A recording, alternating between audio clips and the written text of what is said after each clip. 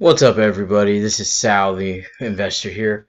We're back at it again. At the time of recording this video, this is what the market looks like for the week in crypto. I do want to point out, please like and subscribe. Help me out here. I'm begging you. Just help. Help me out. Help a brother out. And as always, this is not financial advice. This is just my own personal opinion. Although, do keep in mind, I am a licensed broker. However, I am not a licensed financial advisor. So do seek proper financial advisement from a certified financial planner and to make sure that any investment is a right fit for you. However, if you just like hearing my voice and getting to understand how I trade and how I can grow a portfolio, as you know, if you've been watching my other videos, I have been doing a portfolio from the beginning of this year based off of making $50,000 a year and showing how you can invest your money as best as you can and still do a pretty good job. I think a pretty good job without trading and showing that you don't really have the time to do all this day trading and craziness. But as you can see right now for the week, everything is green. We're kind of having a soft rally before we probably have one more dip of about 20-25% in value in the crypto space. We're looking at today, we're back in the red, which as far as I've been watching is pretty unusual for crypto in a sense, because it's crazy to see because usually Sundays are usually green around this time, just like last week was green now, but now it's all red, which is indicative of smart investors are kind of taking profits now. I know I took profits and sidelined them a little bit. I'm kind of waiting for a dip to go back down in my main portfolio. However, in this project portfolio, we will not take any profits at the moment. This is just dollar cost average all the way through. That's how you generally get to the next level, and our goal is to get to 7 figures. Now we're going back and forth. I want to go over a little bit about Bank of America if you're checking out the dividend side, but also let's go over here and take a look at this is the portfolio as it is. Right now, last time I did this, it was at 5,700, so we're up about $600 just from this relief rally. And there's been no investment, no other changes to it, no monetary, we're not switching money around, we're not doing anything. Yes, we can optimize returns by trying to pick when to exit and then to rebuy and maximize the amount of tokens that you can have and stocks that you can have. But if you are working at 50,000 out of your job, a 9 to 5, you probably don't have the ability to day trade and everything like that. So with that said, the best thing to do is just dollar cost average, just buy at regular intervals. And I'd say after you pay your bills, so like we're coming up in the beginning of the month, your rent, your mortgage, make sure that's paid right off the bat. Do your first payment on your credit cards, and any money left over, minus $200 if you're single, probably $400 if you have a family to take care of, because you just need a little bit more cash. But if you're truly single, you have no one to take care of, you can leave yourself with $200 for 2 weeks. You're going to have to make some sacrifices and make the gameplay to make this happen. However, over the year, I have managed to, based off of a $50,000 income, managed to scrimp and get this portfolio up to $6,300 right now. Now, my goal was to get it to 10,000 by the end of the month and try to make the right picks, but obviously that didn't happen, and we kind of went a little further than I originally thought. Then we hit our relief rally, and now I'm thinking we're going to go down again. So expect this number right here to be down 25%. Probably going to be around the high 4,000s after this next run. Now, according to a 2-week pay cycle, I should be getting, if you're having this account, you're making $50,000 a year, you're going to be getting paid. So you're going to have a maximum of $400 to deploy into this and try to find the best solution. Now, with that limited amount of funds, this is the best I can say to do. Put 100 into your XRP and put 100 into HBAR. because these are your biggest bags that are going to get you to where you want to be to get your foothold in the door, so then you have more capital to expand this portfolio of yours. Now, as I expand this, and we'll see how long this takes in 5 years to get to 7 figures, or however long it takes, but we're going to see how rapidly, and I'm going to try and account for also, like, if you like raises, you get a promotion, you change job. I'm going to try and count for income increases and how to show you that you just stick to your guns at keeping to as low as possible as your day-to-day expenses and investing. Because right now, if you're just starting from zero and you have nothing saved, nothing invested, you need to get going, and right now is a really good time. So you're probably not going to be spending a lot of money doing fun stuff. 2 years, you got to build this sucker up. But if you build it in this 2 years from now until the beginning of 2024, I guarantee you're going to see great rewards.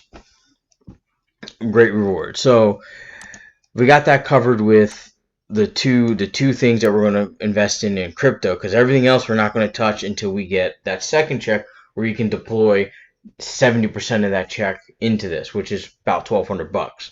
So $1,200 should go right into this in the middle of July, and you're probably going to be able to get a lot of great things at a great discount, and your portfolio will grow nominally. Not crazy, because you got to remember it might take a dip. The next thing I would say is I'm probably going to put some money here in Bank of America, 3 shares, dollar cost average it down. Right now it's at $40 per share on average, 13 total shares. We're going to drop that down a little bit more. I will probably put money into this one. And right now it dropped down, dividends 88 cents a share, but however, $6 a share, you're going to make a significant amount of dividends just based off of buying as many shares as you can. NLY is a great company, can make a lot of money for you, and they randomly increase, although they do randomly decrease. But after this recession, they're going to start making some money again, and they're going to start growing, as they do both private and public. They do a lot of commercial and residential lending. They also lend to self-employed individuals to get capital goods for their business, so like machinery, vehicles, things like that, property. They do a very good job at that. So, and they always hit or beat their earnings expectation, which is amazing that it's at around hovering between 570 and 660 a share. You calculate all that in, and we go through another boom in the stock market, I would say it should hit around $12 to $15. You'll double your money, and while you're doubling your money, you're going to get a constant flow of dividends. A very good stock to get into right now. AT&T, we're not going to touch that. It blew up. It went up $3 a share since we bought it, so we're just going to leave that alone. We bought it at $18. It's now at almost $21. We'll see how it goes for the next 2 weeks. If it drops down when we deploy 500, once again, we dollar cost average into Bank of America, and then we deploy 400 into something here.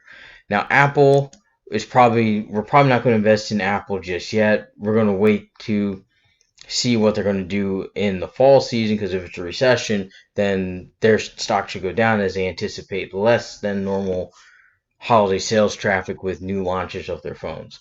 So all that fun stuff. But then at the end of the day, here we are at 6,300. So I would say that's not bad, considering if you average out, you're making 50,000. So you're making about 1,800, like what, like 1,850, something like that a check. You are deploying one check a month. So we got January, February, March, April, May, and June now so far. So that means 6 times you did 1,200. So you have lost a little bit of money, but in the long term, you have saved quite a bit. However, we're still not where we want to be yet. The magic number is once we get to 10,000 in total portfolio value. Once this number gets up there, we need to then average it out into. Then we can start spreading out the returns into other areas. But the whole point is getting to that 5-digit category. Then it's now trying to focus on getting to that 6-digit category and trying to make something happen. So let's go back over here. Go back over a lot of craziness. There's more, of course, things about Luna, Celsius, all these other things. You got to remember these crypto lending platforms that were offering 20%. They mimic a lot of what Ponzi schemes did, but they weren't actually Ponzi schemes. However, it does become very suspect as the founders have taken a crap ton of money out of these businesses or environments, whatever you want to call them. That's a huge risk factor in when you're doing these lending platforms. And my thing is that the 20%, paying you 20% is feasible if they're collecting like 29% in interest on whatever they're lending out. And as long as they're making smart, viable loans, they can actually pay that back. Problem is that with decentralized financing, you don't know where the money's going. It just went somewhere, and you just have to trust that Celsius and these platforms are doing the things right. And when you are self-regulated, I can tell you right now, you're going to fail right off the bat. Celsius looks like it was a cash grab. I don't think it was a Ponzi scheme, but I do think the founder of it, and I guess the CEO of it, has made his money off of it. He has sold his founders tokens and stuff like that, and he's cashed out right before it crashed, and they froze assets. Now, those type of lending platforms, when things go rapidly bad, which they tend to do in crypto, you have a lot of volatility. So that means you can get liquidated off of shorts, off of loans very quickly if you're using crypto as collateral. Which is why I say you shouldn't be trying to increase your crypto presence in your portfolio through borrowing money. You should just use it as just cash only. Put the cash in, you make a profit, you take cash out. That's it. You don't have to do any more. My thing is, this is going to spark regulation, and that's what's going to help the crypto market. Now, of course, regulation is going to take its time. It's going to take at least another 4 years before they're starting to think about it now, but it's another 4 years before it actually gets passed, and probably another year or two or whenever to actually get fully implemented. Now, the benefit about crypto is this is such a growing space that we probably are only at about 5% of this space's of this investment group's potential. We're only at 5%. So that means we got a long way to go. We probably have about 50 years of growth just in this sector alone. Now, there are a few things I'm watching right now, and this is for both the portfolio that we're testing as well as my own private portfolio. Now, the ones highlighted in yellow are ones I do currently have. In my private portfolio. These are actual ones I have. It's hard to see, but there's like this guy over here. So I have XRP. This was one of my first ones. An actual co-worker of mine or I should say colleague, brought me in on this. I did a lot of research. XRP is a great token to get into, especially right now. They're about ready to win their case in the next 12 months, or if not earlier.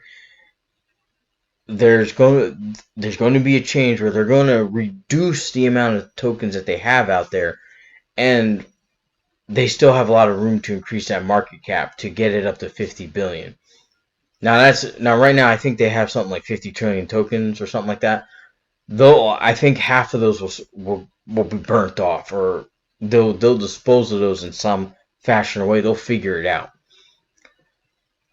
What I do like is that even though they've been locked down by the SEC, we have this bad turnaround. They're hiring, they're still growing, and they're still building their banking network. And they got a lot of stuff that they're working on.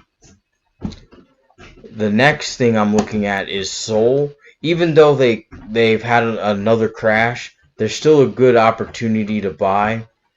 However,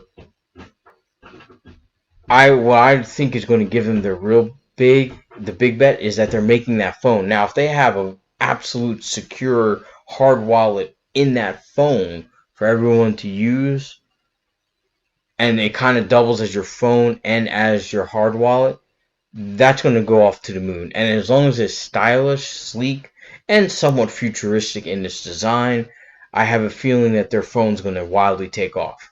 I'm thinking about pre-ordering. I'll let you guys know, but right now Solana is kind of 5% of my portfolio. However, this month with all my dividend payments in July coming up, I will be at least bringing that up to 15% because $39 is a strong buy. And if you look, they're at $249 in the fall kind of bull run, and it looks like we should get a good run over here. We should get a good run right here. After, because it's like we just been down, down, down, down, down, down, down. Didn't really, kind of got a lazy W because it went up a little bit and then we kind of crashed. But from here to now, it has had 2 crashes. So be wary, be understanding that the ecosystem and the technology is still being developed. And it's wildly popular. It's one of the top 5 cryptos I hear people who are new to crypto constantly talk about. So there's a lot of people constantly looking at it, buying and selling it, a lot of interactions, and it just hasn't gotten to that level yet to where it can handle all of that, I guess you could say, popularity right now. I do have Atom as well as Dot. I'm kind of hedging Dot with Atom. Atom's a great value. We still got a long way to go on it, but I don't see it getting more than $100. But at this point, if you can put 500 in, you're going to get almost something like 80 tokens, and you hit $100 a token, your 80 tokens become 8,000. Now, if you are aggressive and you're trying to get to 1,000 tokens of this, which one of my colleagues is, I'm getting 1,000 tokens of Atom, 1,000 tokens of Dot, 10,000 XRP. He's just going off on the list. I would say this is a great buy to get because right now at $8.23, it's a steal. It's got way too much value going on. Although it's been lumped in with Luna over here, and of course that's what brought it down. Now it still has a lot of price discovery from my point of view. It seems to keep rising up to like the from between 30 and high 40s. My guess is that it's going to get there pretty quickly. Again, once we have another bull run, which will be probably a year and a half after this. And I really think that once people understand that Cosmos is its own thing, not tied to Luna, the confidence from retail investors will come back to it. Right now, even just in the crypto space in general, it's just whales and big money kind of sloshing around right now. Retail investors are a small portion of it. Now, I do say that once retail investors cross like the 50% margin of people buying and selling in there, the crypto space will become a little bit more stable because that would probably mean instead of the 6 million people that are invested in the entire crypto space at an estimated amount, you're probably going to have roughly about 30 to 45 million people investing in this. And then big institutions and everything. So there's a lot of money to be had, but right now is probably the best time. This is the lowest I've seen it been since I've really been paying attention to crypto market. Like I said, I was a stock trader, so I wasn't really paying attention to this. I was really trading stocks. But once I met someone that gave me all the right information and allowed me to do my own research and come to a better understanding, I now realize that this is probably a good investment. And Cosmos, I've been in Cosmos since I first got into crypto in December, and I will continue to grow this part of my portfolio, this bag, because I'm trying to my goal is to get to at least 10,000 tokens, and now at this price, it's very feasible for me to do. However, even though I have more money than most people to pump into this, I still have only a limited amount of cash that I can put into it and I allocate. The next one and final one that I've recently gotten into was Quant. Now, I had several people talk to me about it. It has a lot of great potential, has a lot of great usage is right now kind of like a shadow working together with Bank of America. They're saying a lot of the same things without saying that they're working together. But there's a lot of smart money behind this, a lot of heavy hitters behind this. And what's great is the market cap. I mean, look at the market cap, only 757 million. If it gets to $16 billion or more, you're going to make a significant amount of money at this price. Now, I bought in right around here. Right around here is when I bought in. And I think, even though I think we could probably it will go down to 30, but once it hit that level, there's been a crap ton of buying pressure on it. And from what I'm seeing, it's a lot of retail investors that know it buying it, and then a lot of big purchases. I'm talking like 5,000 tokens I see just purchased at a time. So right now there's a high amount of buying pressure. So we might see this get up to 75. I might exit this position and then come back in when it dips with double the amount. That would work out well. Or if you don't have that type of funds in time, you can dollar cost average into this, wait till it dips below your original buy point, buy some more. Now the crazy thing about this is the trading volume is low compared to many other coins out there, and right now it's still pretty low, but it can still get a little lower. So we're probably like right in the bottom of this area where we dip down, we go, and we're starting to climb up again. So I'm thinking we're probably going to get to about 112, drop back down to 30 because that's the market, and right now it's just being propped up on a hope and a prayer and a dream, and really that's just people buying in at the dip. Which I would recommend just slowly buy incremental purchases and slowly build each area that you want in your entire portfolio. But right now, this sucker has a lot of buying pressure, so I wouldn't buy into quant right now. I'm waiting till it gets back under 50 and I'll put in some more money. So like I did about 2 weeks ago, I put 5,000 into quant, netting me 109 tokens at the time. Now I think we put 5,000, so 20%. So right now at about 7,500, just off of what it's done now. Now I wish I could stake this stuff and make some money, but unfortunately that's not how the tokenomics work, and there's no one really staking this.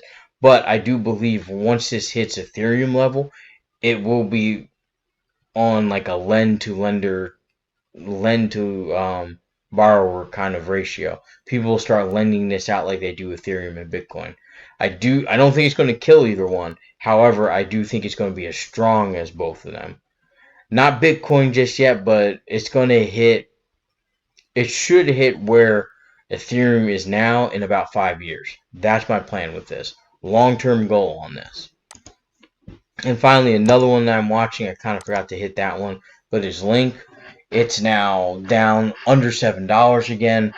Great purchase. I'm still on the fence about buying some because people are running away from the decentralized platform, and just from an emotional standpoint, people are still running from this. So it could still drop another 10% on the year. So like right now, it's at 66% drop. Let's wait and see if it gets between 72 and 75. That might be a good time to start buying into this. Now, if you are only coming to the market with a couple $100, hey, look, buy 2 tokens, dollar cost average in. That's a great way to get your money up anyway. That's probably better than what I'm doing, because in the long run, you'll make more money overall on your returns by just dollar cost averaging throughout the whole time you're in the market, rather than me trying to pick and choose when and where to buy. That's a little hard. But I do say if I had a price target for this, I'm looking for it to be around $4.50 a share, or 50 cents a coin. That's where I'm looking at. Now that we're done with this crypto stuff, let's move on to Bank of America. I mean, we are certainly growing on that side. However, we're taking a hit. Right now, the test portfolio is at a $100 loss on this. However, you have to understand most analysts are saying, let's go ahead and buy this. What's great about Bank of America is they're making a lot of money right now, and they're going to make even more money when the rates increase. Bank of America has a good statement, survived stress tests. They're handing out dividends, though small. They are still handing out dividends, and they are a great purchase to have overall. Like, I couldn't think of something better to have in your portfolio that would be pretty stable, but it will go down steadily. So that's why I say dollar cost average in. On this test portfolio right now, we only got 13 shares of it. Wherever, yeah, right here. Here it is. So we got 13 shares. 13 shares. Average cost $40.05. Total market value of $419.64. So with the test portfolio, we've already lost a total of 20%, which is expected with the downturn. We've went down 25%. So realistically, your dollar cost averaging saved you a 5% fall. Now, right now, because if you're just we started it this year, things like this are going to be pretty high as your dollar cost averaging in. So right now it's at about 30, almost 38% of the portfolio value. However, that will change as you will see probably in August, September, and October as it starts to go down as other areas you start to build up. That's the slow, arduous process. So you're kind of in the beginning when you're starting out, you're exposed to a lot of risk in general. So if you're looking at this count, the total value is right now $1,100, and it's just going down and down and down a little bit. So the goal of this portfolio is to we're trying to get dividends to keep this full and use this to kind of use their 3.5% interest debit card to put money into crypto. So once you're able to get your dividend portfolio to give you like $3,000 to $4,000 every quarter, then you can move that money right into crypto while you're still working. So you don't have to deploy all your capital. Bleh, I'm so tired. I apologize, but capital into from what you're earning off your income into this. So we kind of want to build this portfolio as fast as possible. So that way, by the end of the year, now we can put more money into like an emergency fund, more money into cash reserves, as well as start putting money aside to get you ready to start getting that real estate bag going. So right now, if you've been following the test portfolio, it really only has two legs of your net worth stool. We have our crypto and we have our portfolio. Now, my private portfolio, I have both crypto, stocks, and a moving and cleaning business. It's two businesses. So I have businesses, stocks, and crypto, and I've been building my business for 3 years, and we're already getting up to an 8-figure value company. So things are progressing nice there. That's why I'm able to do all this fun stuff. And hopefully, as this continues and as more people like and share this video, I'll be able to make it worthwhile to get a studio and invest in that so you can kind of see my pretty face and put a face to the name. Although I do face camera put my face out there for you guys, but right now this is just the easiest way for me to do this as I am running a moving company and I don't have a lot of time per se. Now the other areas that we're trying to get into, let's take a look at AT&T. I have 2 articles I want to read on Bank of America, but I want to go over AT&T, right? So the reason why we put some money in telecommunications is because if we're in a recession, which we are right now, we've already been about 3 months into this recession, and we probably got another 24 months to go. You want to start investing in things like AT&T. Telecommunications is very key during a recession because it's almost recession proof. People still use their cell phones. People still use AT&T, Verizon, or T-Mobile.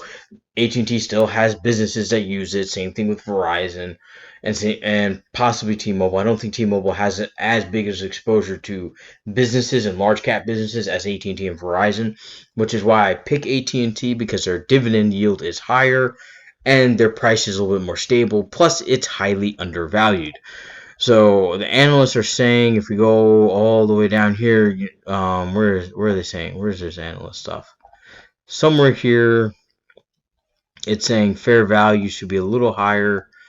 Um, Analysts are saying the fair value of this is like somewhere around $41. So if you really think about it, you're going to double your money off of this sucker in 2 to 5 years, even with dollar cost averaging throughout those 5 years of building the sector of your portfolio.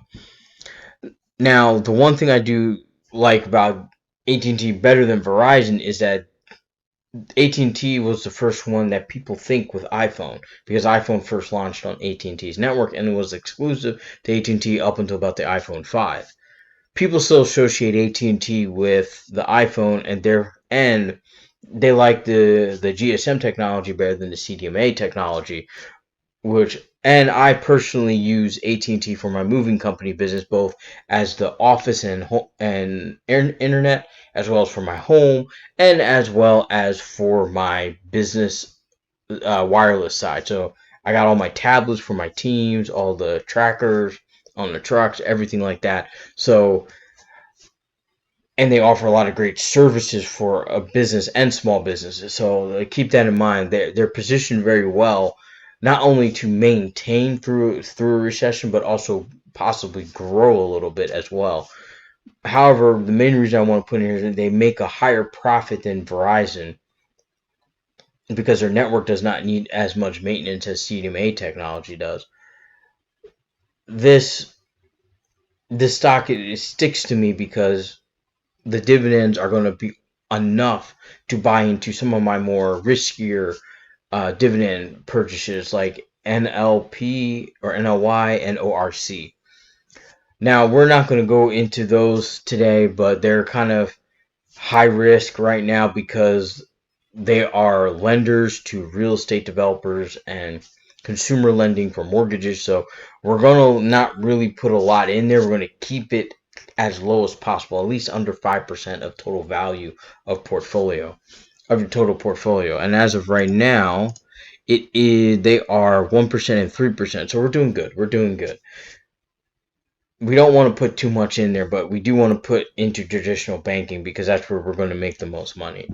Now back to Bank of America. Of course, they survived a stress test of a loss of $612 billion of losses under imagined down in an imagined downturn setting, and the bank's cushion only lost like between 2 and 10%, which is very good compared. Although it's still double the minimum requirement, but it's still good. They're still going to survive as much because, like I said before, they don't have as much exposure to um, vehicle and automotive loans as the other banks. And now they do it, but they're more select. They had a higher selection process than others, so they weren't just lending money out willy nilly to their clients. They kind of kept themselves a little reserved, stayed within their target range. My contact at Bank of America said that their real target was between 15,000 and 30,000, which was fine because most people who were getting those loans were thinking with a good financial mindset. Now, their competitors have lent money for like Mercedes, like the higher end luxury cars, BMWs, all that fun stuff.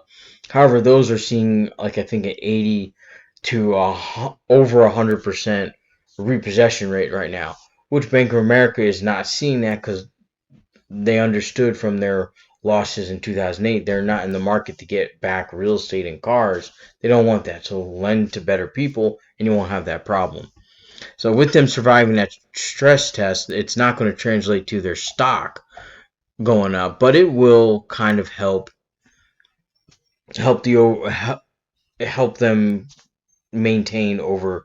So they're not going to go down as much. I feel like they're going to grow continually. What I did also say is a lot of the banks in this sector, yeah, everyone giving Roe v. Wade, what happened, and everything about that. I'm not too caring about this, although I did foresee something like Roe v. Wade happen. I just was not expecting it to happen so quickly. I mean, this happened like lightning fast as far as judiciary terms in like the Supreme Court. So just for anyone that's young and new, like just understand like that has not ever happened. Like the Supreme Court moves slower than a glacier does at coming to decisions on things. And this was just, it was in and it was out. And I was not expecting that. I was expecting, they're going to sit down and do a decision like 2 years from now. Like they had the leak in the beginning of the year. 2 years later, they're going to decide on it. No, this was decided now. I don't know why it was done now, but I have a sneaking suspicion it was done so that Democrats can rally and have a rallying point saying, hey, look, this is what conservative judges did, which I'm going to tell you how this is going to tie into the market. They did this so that conservative judges would make it look like, hey, the Republicans are doing bad. Now, companies like Bank of America, they're saying, hey, look, we understand that now it's up to the states. So if you're in a state that doesn't allow for pregnancy deletions or Roy Novas, you are looking, they're going to pay for you to go to a state, cover all your expenses, and go there. Now, this can go two ways. Now, I fully expect in these big banks that Republicans will withdraw their money, so be prepared for that. They're gonna run to the bank, withdraw their money. I don't know what they're gonna do with it, but they're gonna take it out. They're not gonna deposit their money. So if you're looking at that, do expect these big banks like Bank of America, Wells Fargo, J.P. Morgan, all the ones that said that they will cover the these pregnancy deletion events, that they're going to start exiting the South. Now, from an overall cost perspective, even though they're spending all this money, so keep in mind, like, they could have upwards of 2 weeks worth of costs, hospital stays, all this other stuff, things like that, or just be paying for, like, I mean, I expect in Colorado hotels to go up, things like that, like Colorado, California, Oregon, Seattle, all the Northeast.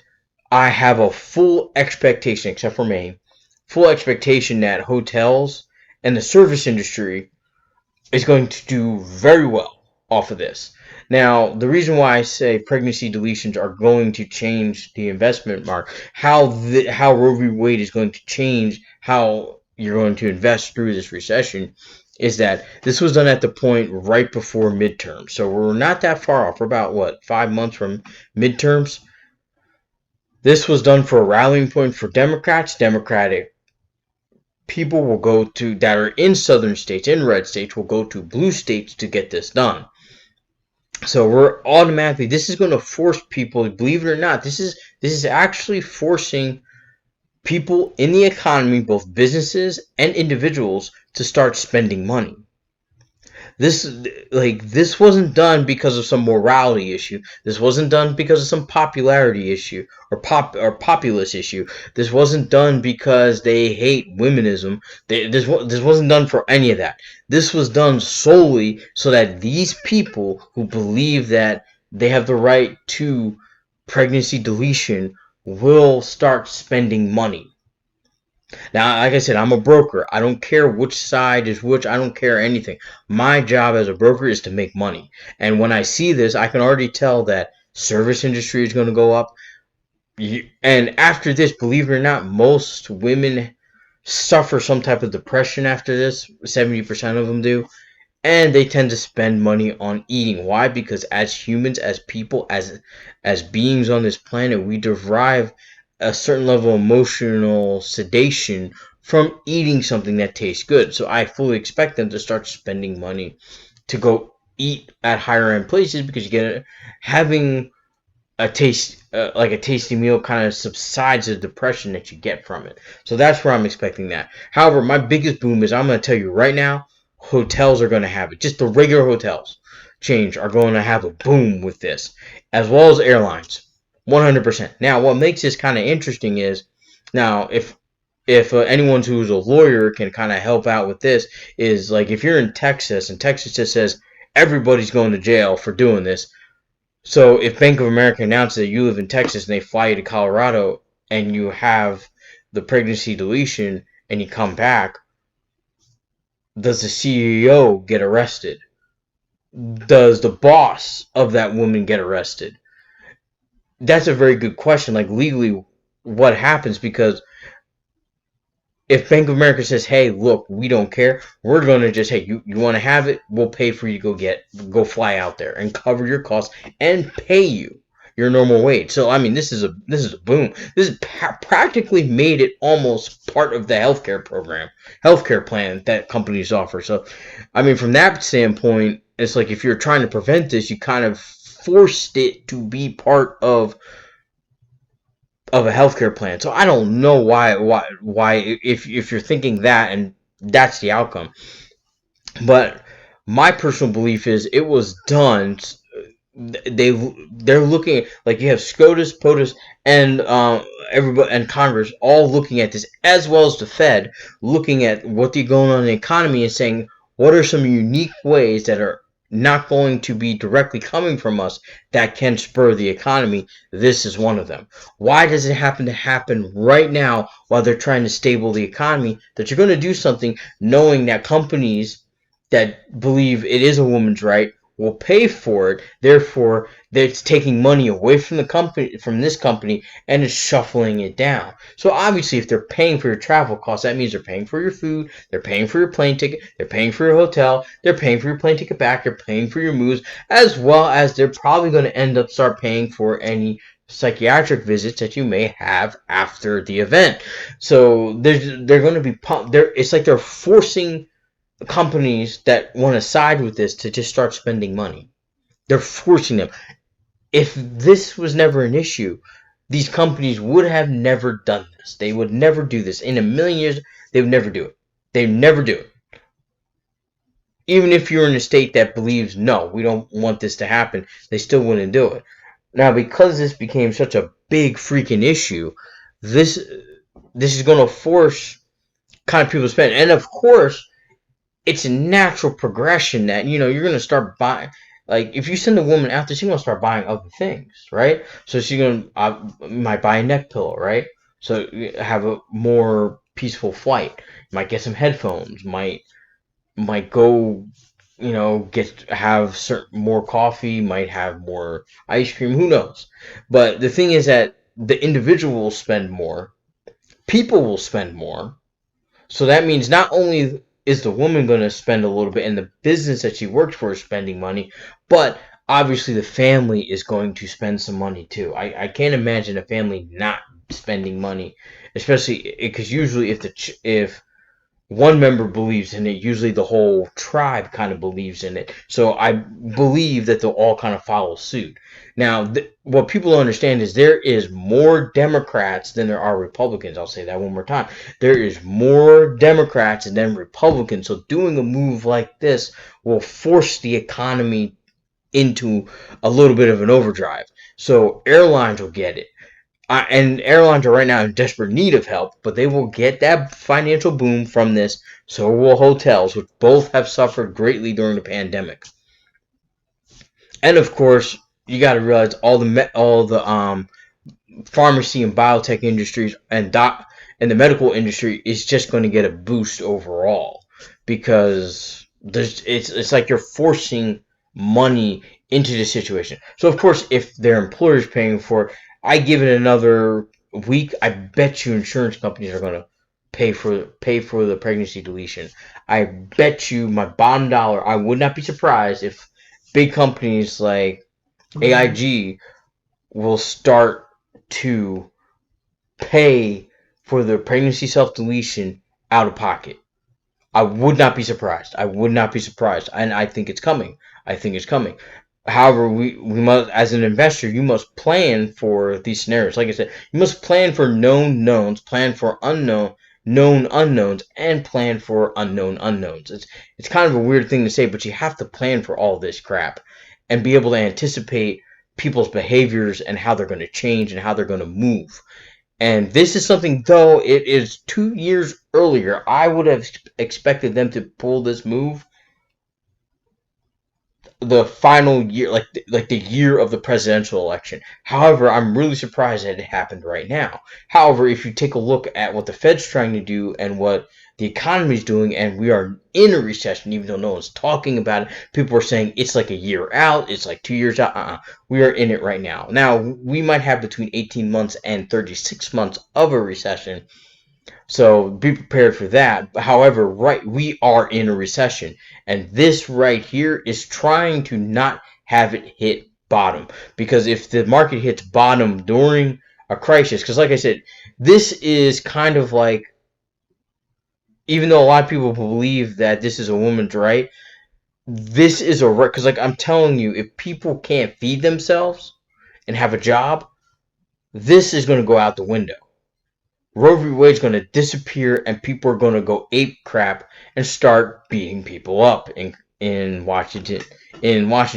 I mean, you're not going to get reelected. You're like, it's going to be total chaos in politics if the market keeps crashing. However, this is kind of like a stopgap where we're not raising interest rates, but we're making people spend money in a direction that will benefit some of the worst hurting industries from COVID.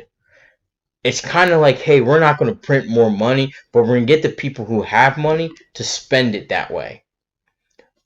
It's kind of hard, and it may seem like a tinfoil hat, but I believe this came about because they want people to spend. Now, people have said something, because I do believe that this was an attack on privacy. Now, me personally, I'm a libertarian. I don't believe the government has the right for any decision in anyone's life. I don't give a crap. It's an A-B conversation. The government needs to see its way out of it. However, as an investor standpoint, I understand that this is going to... Now, some of these companies, I do believe 100%, a lot of these companies are going to go... are doing this for a little bit of clout, a little bit of recognition, saying, hey, look, we're not totally bad. Look what we're doing. That, like, that's kind of what it is, but they're all kind of falling into this narrative that they're trying to get these banks, these people with money, I'm sorry, these people with money to spend the money out. Like, it's kind of like an alternate way to do communism. It's like you're putting people in a way that they'll behave, that that half will behave this way and half will behave this way. So it's changing where the money goes. And of course, as you're exiting, you're spending money. As you're entering, you're spending money. So from both sides, people are going to be spending money. Thus, the economy is going to start to taper off before the drop. Now, with this new information, my now pinpoint belief of a crash is after January, February. No one wants the markets to go full chaos in October, November, and December. That'll just cause massive morality issues. Like, people will have no faith in anything at that point. And if you got Roe v. Wade right now kind of left up to the states, and a lot of states immediately banned it, I mean, pitchforks and fire, is what's kind of coming next after that point. So just be prepared. Their insurance companies are probably going to lose money because people are going to be looting. A lot of other things. However, what I would do is I would short. Now, this is just me. This is me personally. This is what I'm going to do. Don't advise it, and don't advise shorting anything. If you don't got the money to lose, don't freaking put shorts out there. However, I'm going to short AIG because they're going to lose a massive amount of money either way. People are going to riot, destroy, AIG loses. People now got to pay this. Of course, AIG's got to step up and pay for everything up front. Therefore, they will lose. So they're gonna have a massive hit over the next couple of years. So be prepared for that. Any insurance company is probably just going to be bleeding money at this point with this crap. Because if you're in the healthcare insurance business, I mean, what are you going to do? Not cover it and go out of business? Or do you cover it and go out of business? So they're kind of in a catch-22. And a lot of them really want to just side with, hey, don't bother us. we're on your side because they don't want you to burn their shit down. That's kind of where it's at right now.